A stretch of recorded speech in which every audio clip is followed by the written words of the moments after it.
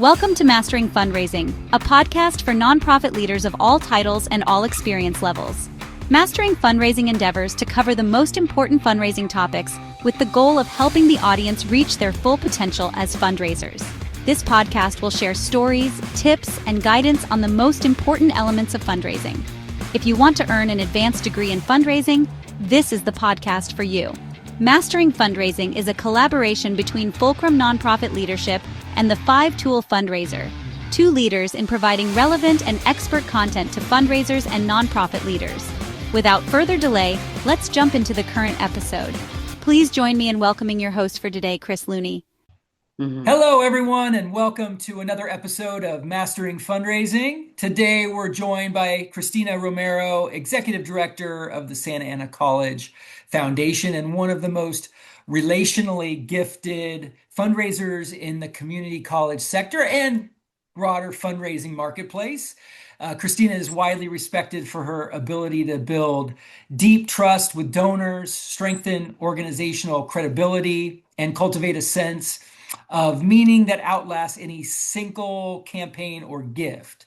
Her work demonstrates how authenticity, emotional intelligence, and a strong value structure can transform the ways donors experience philanthropy. And Christina brings a powerful approach grounded in her trust triangle framework, her understanding of social capital, and her belief that personal and professional relationships are inseparable in the world of fundraising. She's also known for helping fundraisers understand the love language operating systems that donors respond to and how a personalized approach can elevate results and long-term engagement. Wow.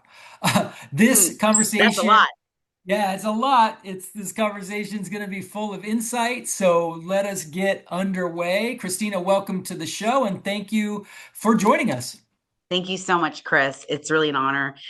We've been working together for almost a decade and have known each other for quite some time. And I really appreciate the community that you've built with Fulcrum. And I hope that today I can be of service in some way. And I'm just excited, actually, to connect with you in this way. So thank you. Awesome. Well, we're excited to have you. And it is a wonderful community that we have in the fundraising world, in the nonprofit world. I don't know if we want to let people know how nice it is to be in this world, although it's not without its challenges, and we're going to talk about the difficult work of fundraising today. So before we get into the concepts that guide your fundraising work, let's talk a little bit about your leadership journey. And I'd love it if you can share the story of how you first entered the fundraising profession and how your path led you to the Santa Ana College Foundation. Absolutely. Thanks again, Chris. I was really lucky to have early mentors in my career when I became a community college professional. And I really have a framework historically of being in economic development. And so I think in the economic development work that I was doing, working with small businesses and other outside stakeholders, I started to kind of hone in on this passion and also skill set on collaborations. Then we started to kind of build a portfolio in our economic development world related to some fundraising, or in that case, it was definitely not necessarily called fundraising, but the idea where you're handling investments for the sake of a particular constituent group. And really that's when I started to hone in skills that are really related to fundraising. I had early mentors that identified some of those strengths in me, and an opportunity came up at Santa Ana College, which was part of the community college I worked with.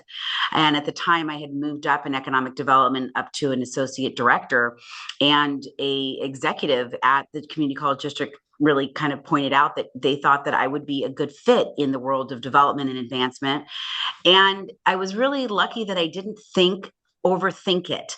I think that the interview, the process, and the relationship-oriented nature in which this particular role was introduced to me made me feel comfortable enough with a lot of, I guess, faith in some of my core God-given skills that I took that leap. And it's really been, I know this sounds so like, I guess, kind of corny, but it's really been a gift to me personally and professionally. And just to touch on what you said, if there are professionals in the nonprofit sector listening, which I'm sure they are, or there are people that are thinking of becoming a nonprofit executive, I would say that during a transformative time in our world as now, being able to have a critical why in the work that you do and knowing what you're doing is really centered around others couldn't be a better medicine for some of the things that we are counteracting. So I do feel like it's a gift and it is very hard work and it's an art and a science. So I appreciate jumping into that, but that's my background.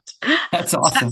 Well, when you look back on your career, what aspects of fundraising or leadership bring you the most meaning? I was thinking about this, and I think that there have been different mentors and aspects that I've been able to observe and also been able to experience.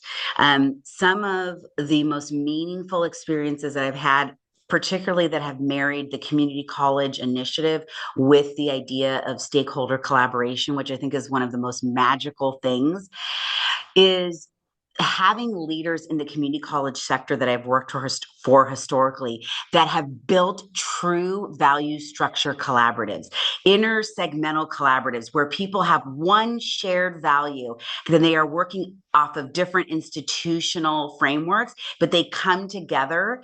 To see that in my early part of my career under leadership here at the college was just absolutely fascinating and magnificent. And it became this inspiration point for me really early on. And so I referenced that.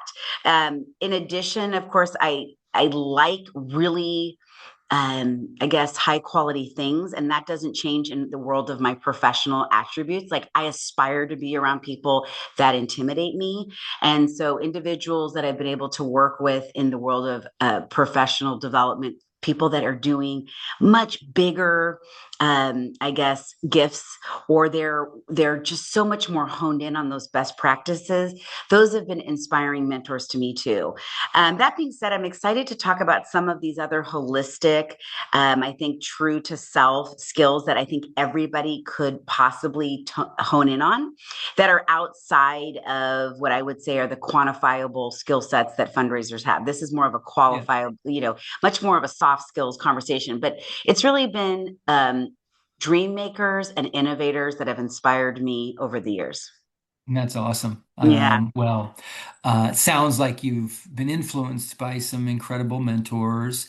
As you think about your own personal philosophy about fundraising, donor relationships, and leadership, what is it, and how has that kind of philosophy evolved over time? Simply put, the ability to figure out what one's core value structure is, what allows you to feel passionate and ignited. That is the starting point to having meaningful work, in my professional and personal opinion. What is your North Star?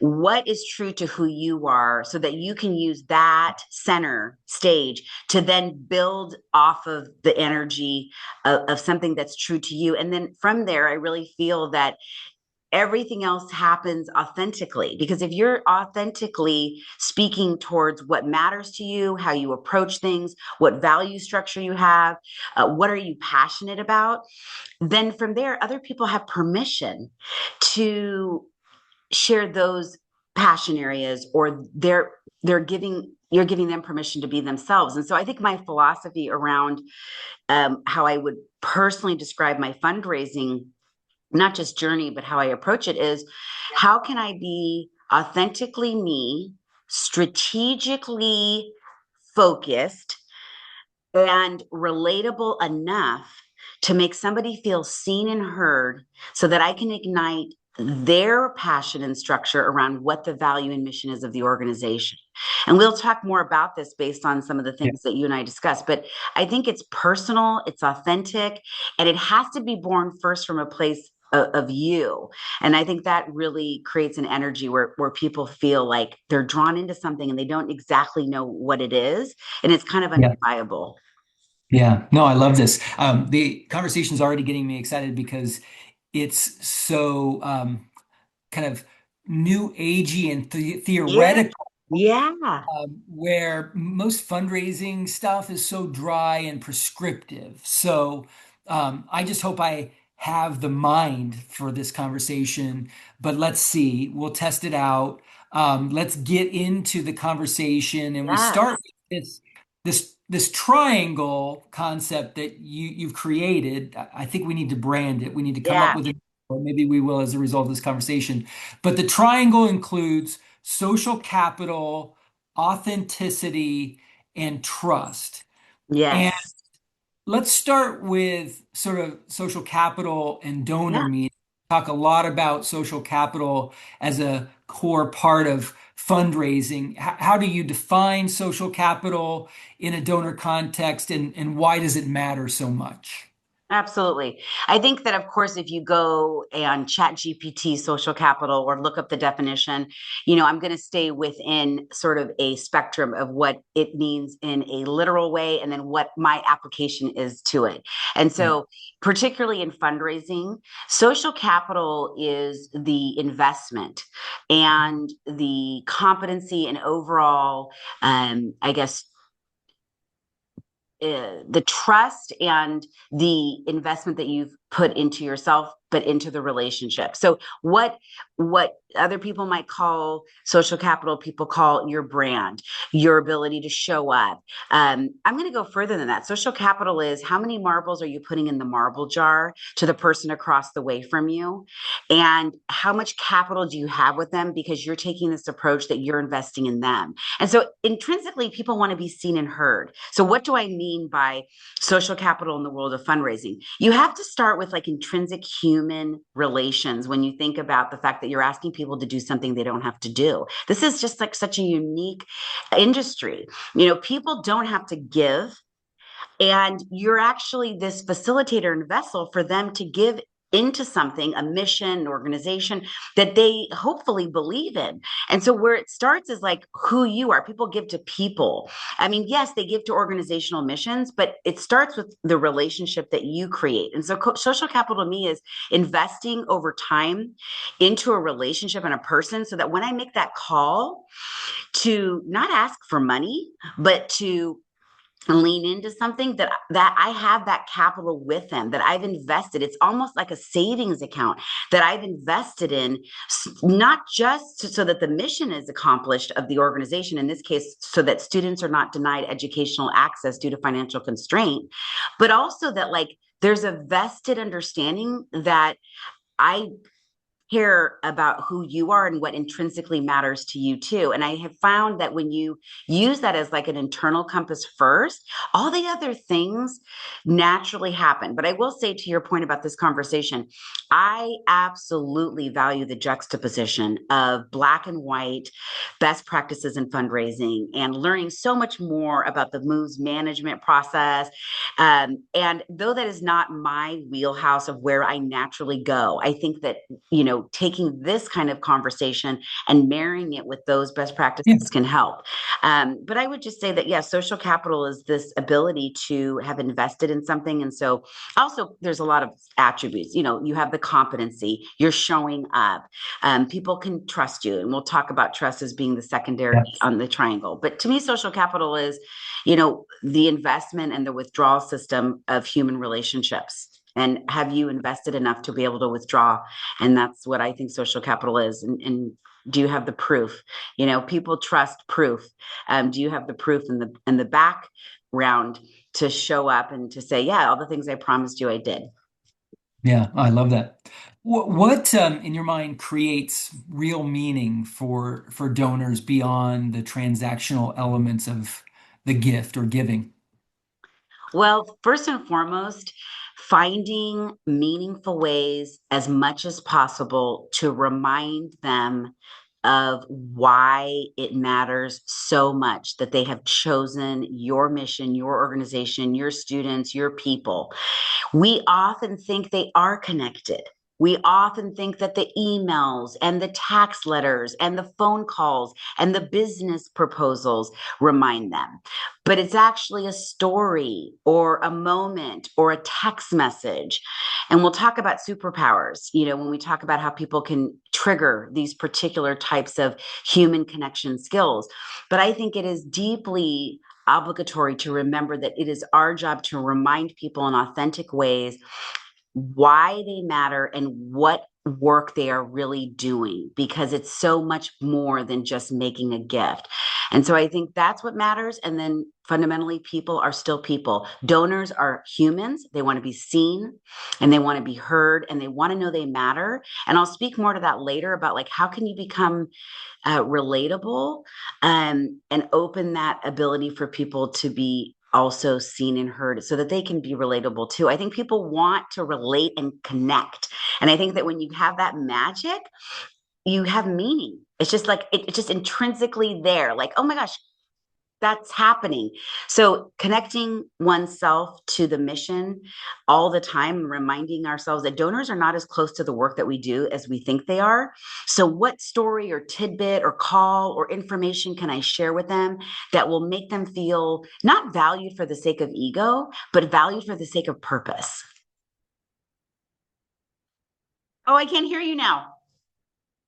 Oh, I'm Oh, sorry, there you go. sorry, Sorry, sorry, it's sorry, okay. sorry. Yeah, that's great. So uh, I think fundraisers have this capacity to make donors feel personally seen, valued, and a part of something that matters to them, Hmm. which is a superpower to your point. How do fundraisers accomplish that? How does that Well, happen? I think the best of the best would say listening really well. And I'm going to go beyond that. And I'm going to say that the more you can hone into your intuition, which is just a superpower.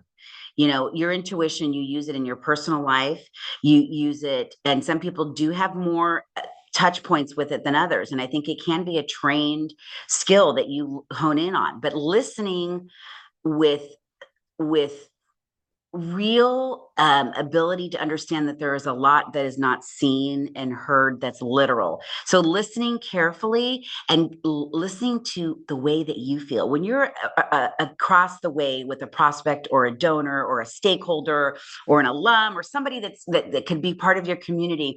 There are feelings that are running through you, there are emotions, and then there's the cognitive function that you have about this is the objective of the meeting, this is what we're going to get done. And we have to marry all of that. But I think back to your question, I think that fundraisers do that by listening. I think they do that by delivering. And when I say delivering, I mean delivering intrinsically to what the person's needs are. So in order to get to the needs of the organization or to get to the other side of the objectives of a meeting, which is kind of what you had mentioned in terms of these best practices, right? You have to intrinsically get to what makes somebody tick. And when you can understand their love language or what is making them sit in this seat across from you, and when you can listen to those intuitive bells that are ringing off in you, those are the ways that you can turn on such a magical gift, which is that this person might want to give of themselves selflessly to your organization. And so I think it's really that fundraisers understand how to navigate and then how to put together packages based on information that they're hearing. And then I think they're unapologetic too, meaning that, of course, people that have shared with me in their mentorship to me that we are not asking for ourselves. And so reminding ourselves as fundraisers that we aren't asking for us. We need that. Even the most dynamic fundraisers, the most successful fundraisers have to have that moment right before the $50 million gift ask that they are nervous, they are impeding, and they're sort of hesitant. And so what keeps you centered? This is for our students at Santa Ana College. And so I think that being unapologetic about what you believe in and why you're working in this capacity also helps you become a successful fundraiser. So in short, I think it's listening, being able to put together very thoughtful I wouldn't say the word product, but thoughtful collaboratives and partnerships, and being able to take the information you have, synthesize it within something that's mission centric, and then to be able to present it. And even presenting it can't be cookie cutter. And we'll talk about that. It has to be personal to that person. And so I think those things make good fundraisers, along with, of course, a whole bunch of other things that we won't get into today. Yeah, right. No, that's good. Yeah. The other 2 points on the triangle that we want to talk about are authenticity and trust. Yes. So, as part of this framework, triangle framework, can you kind of walk us through what authenticity and trust mean to you and how fundraisers can apply it? Absolutely. I'll start with authenticity just because that is probably so synonymous with who I aspire to be and who I am. Like my ability to wear different um, I guess masks is low, meaning like I don't have that skill. My skill is being authentic when I'm nervous, when I'm up against a challenge, when I'm deeply connected with somebody, when I'm trying to focus on the deadline or the pressure, when I'm trying to be strategic. It's all done with authenticity. It's imperfect, but it's real. And I think people can pick up and smell anything that is not authentic. I can't say the word now. If you are not being authentic, I think people pick up on that. And when you think about the magic and the very specific role of a fundraiser and a fundraising unit, I just can't explain how important authenticity is. I think it needs to be a core skill that people learn how to not build, but how to be in touch with. Everybody has an authenticity to them. It's just a matter of what makes you authentic. It may not be being a chatterbox like me. I mean, I was voted most talkative in 8th grade and my senior in high school. That's me. That's Great. my story. Yeah. Nobody's going to be surprised by that, but somebody else's authenticity is true to who they are. And I think people want transparency. When people are giving you $100 or $100 million, when they're investing in something that they don't have to invest in, they need to know that what they're seeing and hearing is Yeah. real. Is real. Yeah. So Yeah. that to me is the first and most important thing to say about authenticity. I think it also can just be your North Star when you're lost or confused and you're scared or you're feeling a lot of pressure as an executive or any member of a fundraising team. That will always take you all the way home. It will take you all the way home and back to what you do. Yeah. Well, it is so funny how great fundraisers are not all the same. Yes. They're so different in terms of personality and interests and the way they engage with others. Some can be very friendly and outgoing, and others can be very shy and nervous, or even kind of a little dour and Yeah. sad. But they're authentic to themselves and they're Yeah. consistent, right? Yeah. They're not. Um, Kind of jumping all over the spectrum to kind of find the right footing for themselves. They are who they are. Those, I mean, the successful ones, right? And I think there's an element though of being able to um, adapt. I won't say be a chameleon because that could be offensive to some people who think you have to change and not be your authentic self. But Mhm. I mean, adaptability is a different quality in that you can find comfort in a variety of settings, and you don't have to make other people feel uncomfortable because of your kind of Yeah, your your makeup or the way, way. yeah, your way. And I think I need to learn. There's so much more I can learn from individuals, professionals, and people in my personal life. I think we tend to definitely attract ourselves to opposites. And I think we need to lean more into your comment professionally, like being around people in our industry and outside of our industry that approach things differently. How fascinating that we can get to the same place, meet our goals, maybe raise, and exceed whatever fundraising that we need to do, but do it differently. And I think that being around people that are much different in their approach is a wonderful professional development activity. And so back to what you said, like, I think that you are correct. In order to be successful, you don't have to have a certain personality type. What I'm speaking of too is related to that. It's not about personality. It's sort of about these very core things that are intrinsic to who you are. And Yeah. I can't wait to talk about trust because I kind of want to speak about, Go. yeah. Trust. So trust was really the third part of the triangle that was built out of a set of experiences of volunteers that really informed the inspiration of why I continue to work at the foundation. And what I mean by that is I thought a lot last night about trust in the triangle and who's taught me the value of trust in my professional capacity as an executive director of advancement. And I couldn't be more grateful that the first lessons and teachers that I was able to interact with in this area were volunteers and board members, specifically volunteers and board members that were born in a different generation than me. And I really want to speak to this because it really has shaped how I look at the ethics around trust and how different generations value trust and approach trust in a different way. And when I first came into this work, I was really lucky to be around people that were mission centric, alumni, real volunteers, which is a whole nother podcast, a loss of volunteerism and sense of service that taught me that when you shake the hand of somebody, that is the contract. That when you show up 15 minutes early than when the meeting starts, that is where the trust is being built. And that informed how I spoke to other stakeholders, how I approached my donors. And so trust isn't just, of course, how do you build trust? I mean, common answers: show up and do the things that you say you're going to do. I think you build trust through intimacy, even in a professional setting. So I'm going to speak about some other things about trust that maybe aren't defaulted to what people think of when they think of trust, and even in a professional Great. capacity. I think intimacy, appropriate intimacy, sharing, and trusting and building trust is born in small moments. A very good friend of mine, a Yeah. professional friend, has always said this to me: trust is built and broken in small moments, not in big moments, in small Okay. moments.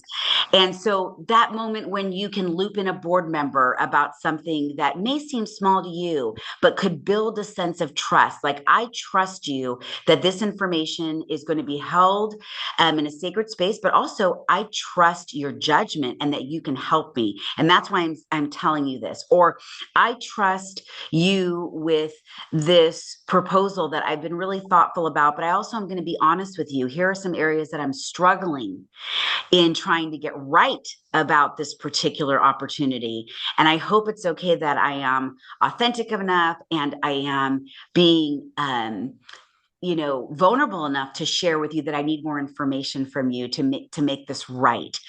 And trust is knowing when to say, not only knowing when to say sorry, but being able to be really humble about why you're apologetic and finding personal ways to allow people to be able to have you be seen. So everybody thinks trust is about doing things for other people, but we'll talk about later how the triangle, or being personable, is also about being relatable and giving permission for people to know a little bit about you without breaking any boundaries in a professional setting. It gives people permission to make you more human. And I think that when you are more human, people are more intrinsically connected to the idea of wanting to show up for you and the organization. You're not just, oh, I'm Mm. Christina Romero, the executive director of the Office of College Advancement. It's just so like, no, I'm Christina, and this is what I'm really excited about, and I'm not going to apologize about it. And I think you can come along with me on this journey. Like, what do you think?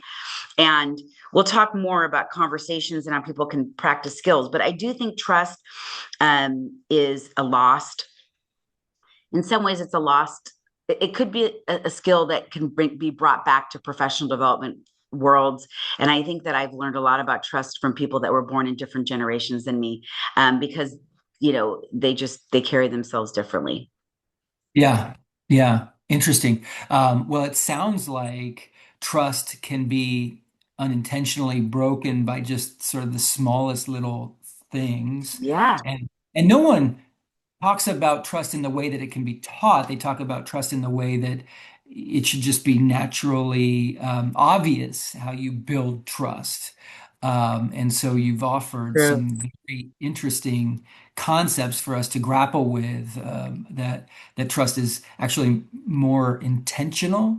Building Mhm. trust is more intentional than one might think. It's not just about not screwing up in the big things and obviously not lying and not cheating and Mhm. not stealing.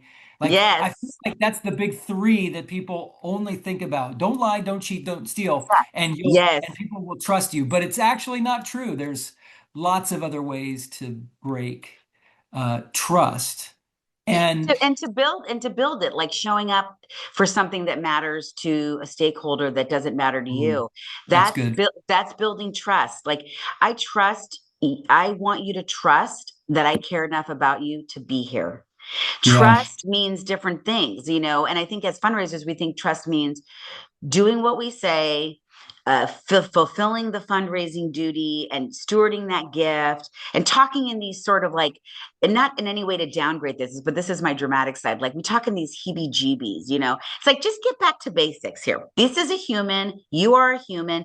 We are not getting money from, AI or non-human entities. We are a human to human relationship. And so trust is built and broken in those moments where people feel unseen. Like, oh, you're not gonna, I don't know, like for me, um, meaning that person might think for me, it's really about calling me back in a timely way. That's a trust language thing for them. Oh, yeah. That's like, Right. oh, I trust that you understand what I need, and I hope that you can meet those needs. And those aren't things that they write down and tell you. So that's what I mean Yeah. about sort of building and breaking trust. And I do think you're right. I think we sometimes think of the big sort of 10 commandments of trust. Like, okay, I don't want to screw this big deal up, or I don't want to mess up in this meeting, or I don't want to bring in the wrong stakeholders. And that's where I kind of lean into authenticity. And so that's why I call it a triangle. It's like, actually, if you have the trust and the authenticity, even if you fail and you're vulnerable, you have the trust. You have the Yeah. trust. So it's okay. Yeah. Yeah. That's good. Oh, man. Well, I think it's fascinating that it's some things that you might not do that break trust as well. Like to your Hmm. point about not showing up for something that could be meaningless to you but important to them. And I struggle all the time. I mean, I make this same mistake too, but I always see it in my kids where they're saying, "Well, I don't want to do that. It has no benefit to me."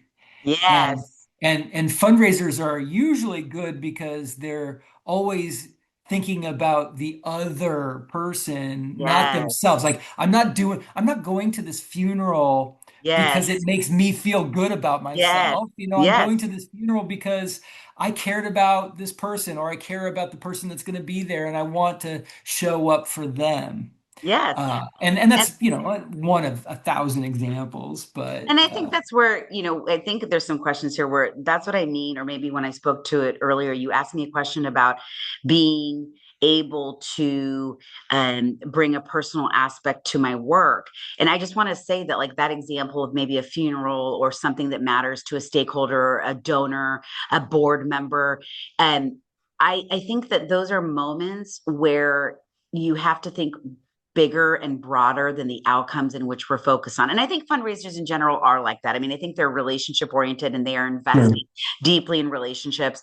But I think sometimes we forget that our work goes way beyond even the lifespan of a particular relationship. And so, what I hope for a lot of fundraisers is that they realize they won't even see their legacy because the investments that they make in relationships will long live past their professional capacity. And so, I guess what I mean by that is you have to make it somewhat personal so that you don't get bogged down by all the outcomes and all the algorithms in which you need to follow. Right. And so, I Right. think that's another Amen. important thing about trust. Yeah, good. Thank you. Well, let's switch subjects a little bit Yeah. to sort of the concept of a love language operating system. You often reference the idea of donor love languages and operating systems. Yeah. So, how do these help fundraisers better understand donor motivations and communication styles? Yeah, this is a great question that I really think could marry all the quantitative information that we learn as fundraisers and all the professional seminars that we go to and all the things that pop up in Blackbaud that tell us we have to follow up with Joe Smith. So I'm going to switch gears and sort of complement all that training and work that fundraisers might have and say that you could literally take a worksheet, because I like to be really practical, and you could be drawing a picture as you're talking to a donor on the phone as a tool. And you're literally drawing like for me, it'd be a really bad sketch of a human. And I'm putting together like things that I'm picking up on. So like, oh my gosh, this person is built this way. So I'm building a profile, but I'm building a human profile of like, what do I think this person's love language is? And over time, you understand people's love languages. You understand them in a personal capacity. You might not be turning yourself on to that. Like what is going to intrinsically make this person feel fulfilled and be able to be seen and heard, and that their needs are being met. It's sort of a need value kind of system. That's what I mean by love language, is like, how are they going to feel that their needs are met? And if their needs are intrinsically met, they're more likely to want to give more of their time, of their treasure, of all these things, because people just intrinsically have needs. So you can build a profile. It could be like a fun little exercise, like, oh, Chris, okay. And Chris is made up of these historical stories, which we all know. We do a lot of research on donors. We listen. So that's what I mean by love languages. I have donors that are like outcome driven, like just, and they're not saying that. So again, tuning into your intuition, like they're not saying I'm out. Some are saying I'm outcome driven. So it's like, oh, love language, outcome driven. But some Right. are just, They're saying how many kids got this scholarship last year? yes, yes. It was it more than the year before? Yes. And The I little want hints. this money to go only to these particular expenses. And I want to make sure that my scholars transfer successfully. And then you have donors that are calling you, sharing explicit personal feelings about what they think is going on in the world and why they want to know more about your particular students or your particular mission. And so then you're writing this down, you're sketching out, maybe you add to the sketch, like, oh my gosh, like this really matters. Like political framework matters to this donor. That's part of their lung language, outcomes. And so I think that when you think about love languages as being these lights that you're turning on about people's profiles, and you're doing it in a more personal way, you're able to create this operating system, that allows you to talk to them in their language, but you're still mission centric. You're still thinking about your outcome. You're still thinking about the proposal, the annual gift. But I don't like to lead with that. I'm just going to be really frank with you. Like, it may not make me the best fundraiser or the most, I guess, successful fundraiser when it comes to numbers, though I continue to strive to be a learner. But I lead with that. I lead with connection, authenticity, what somebody's intrinsic needs are. And from there, I build everything that's a part of my responsibilities and jobs, which is to take those things, those assets, and that intel, and to connect it to another set of values, which is our value structure at the Santa Ana College Foundation. And then there is a relationship. Like, we're married as fundraisers to 200, 300, 400 people plus. So if you think about them as marriages, you have to respond to them in the same way you would personally, like, how I'm going to keep this going, and eventually the proposal driven moves management system might only take you so far. This can take you further. Yeah. So that's, I So guess, this marriage that you're talking about, another way to say it is alignment, right? So alignment. Yes. alignment with sort of the donor's value structure, the organization's value structure, and then your sort of value structure Yes. alignment. So you're kind of trying to align you, the donor, and the organization together, marry them together in this way for a more positive outcome. Yeah. Yeah, it's absolutely like listening back to what you were asking me about. You then synthesize, you hear things, you make the connection, and you take their language, which could be different. They could be speaking and saying things differently. You find the commonality, and you say, here's where we align. This is actually a part of what we do. Now, it's maybe a different part of what we do than what another donor focuses on, but here's alignment. And you always use that as the center stage, not you as the fundraiser or you as the donor. I always try to say um, to myself, is this conversation about students? I hope this conversation is staying about students. And I think somebody that you know very close to you has said this to me before, and I'll give her street creds. You know, Claudia Looney said this to me 5 years ago. She said, always put a volunteer between you and trouble.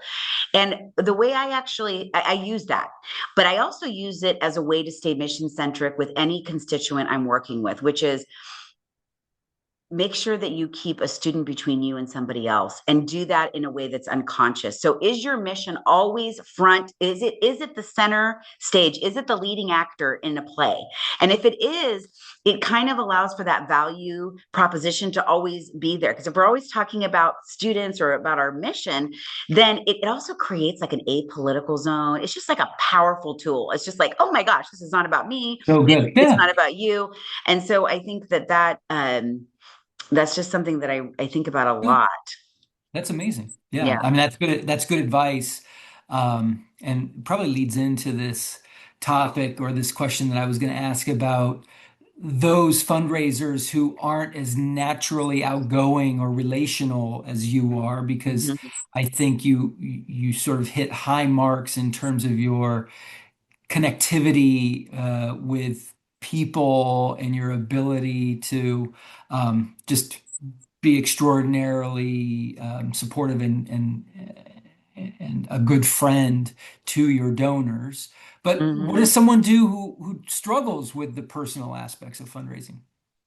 What a great question for an industry that has very successful formulas that tend to work when it comes to how you can build trust and competency to be able to build resources. So I feel like you can lean on the same methods, but just Okay. have different content. And so, like when I was using examples like sketching out a profile of a person, you're like training your brain to pay attention to different things. Like what is this person's like, even if you're guessing at first, like what is this person's love language, or maybe a person that is not naturally connected or connected relationship oriented can think about aspects of their personal life, like how do they build personal relationships with others, what type of personal relationships do they build, and what are they based on, what are their love languages, what are their trust and social capitals, what marbles in the marble jar are they putting in and getting from others.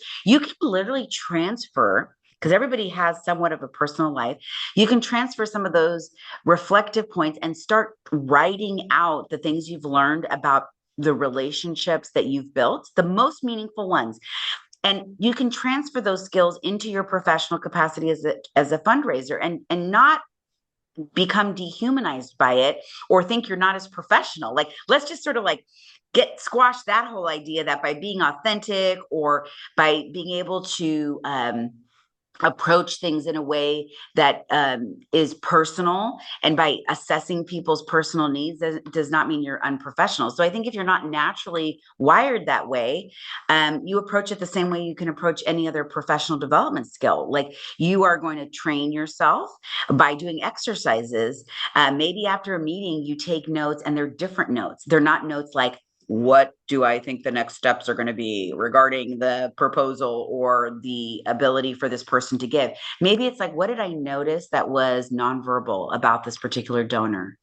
What things did the donor not share with me that I thought was very telling? Mm. What did the donor talk about? Um, what kind of questions did the donor ask? Um, just little things that can take you in more of a personal zone of somebody, right?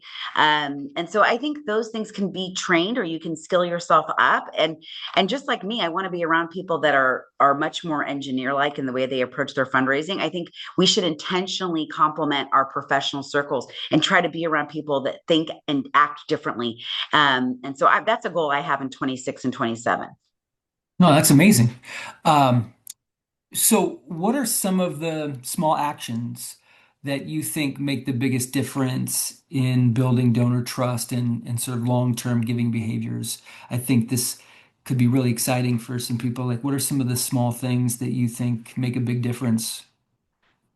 I think that your brand, all the way from the way that you can hone into the operation of your organization, like just doing everything with excellence, like that matters a lot to donors. And they won't always say it, but like people want to be associated with beautiful things. They Okay. want to be associated with top-notch things. And I don't mean exclusive things. I mean authentically driven, beautiful, well-crafted machines. And I think we should strive. I strive to be that way in the organization I lead. I want every annual report, every event, every touch point they have with a student to be authentic, to be beautiful, to be above and beyond their expectations. I think that matters to donors. And that's sort of like more of the Hollywood answer, which I do kind of intrinsically love to think about, because I think that we can defy gravity. I think we can defy gravity. And then the second thing is just people, I'm just going to go back to something I said in the first 5 minutes of the call. Like, what matters to donors is, did you share in a timely and real, responsive way what their gift did and does for the organization? Did you do what you promised you were going to do? And what way can you weave in their part in it? And when I say their part, I mean actually specifically like what they bring. Like I have a donor who, you know, she informs my work because it's so personal to her. And then I have other donors where it's maybe more transactional. So they want to be given different types of feedback in terms of why it matters to be a part of their organization. So I think that donors, again, they just want you to listen and to respond to them in their language. And I think that's how you make them feel seen and heard. And I just think it's as simple as that, actually, sometimes. That's great. Well, let's end Yes. with the exploration of the concept that personal equals professional. Yeah. And I think you've laid out some elements to us already that explain what you mean, but I'd love for you to just take us out with this explanation for us in the fundraising construct, what personal equaling professional means to you. It means to me that any professional in any role can decide what this work is going to mean to them and take on a responsibility to make this work matter so much to them, even if it's 8 to 5 or 9 to 3. Even if you're not an executive and you don't carry the weight of the world on you, what it means to me is that you're going to put the work ethic and you're going to sprinkle you into the work you do.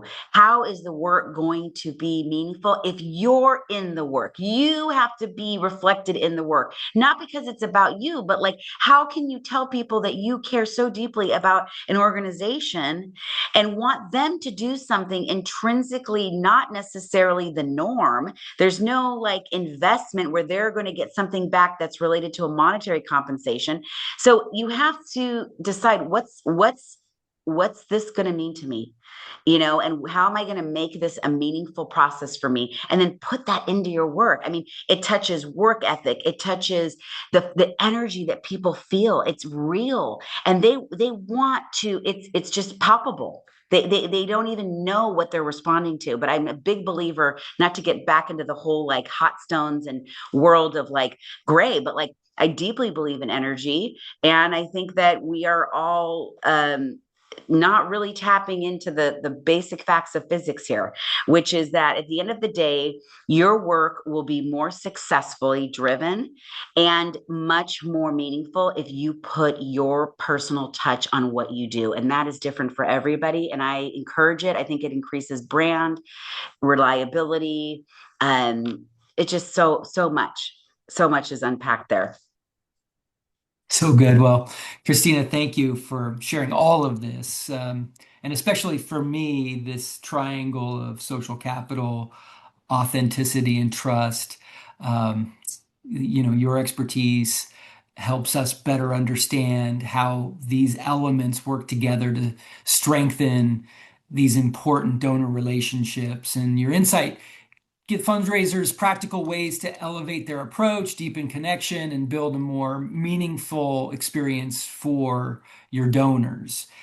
So thank you again. And to everyone listening, thank you for joining us for this episode of Mastering Fundraising.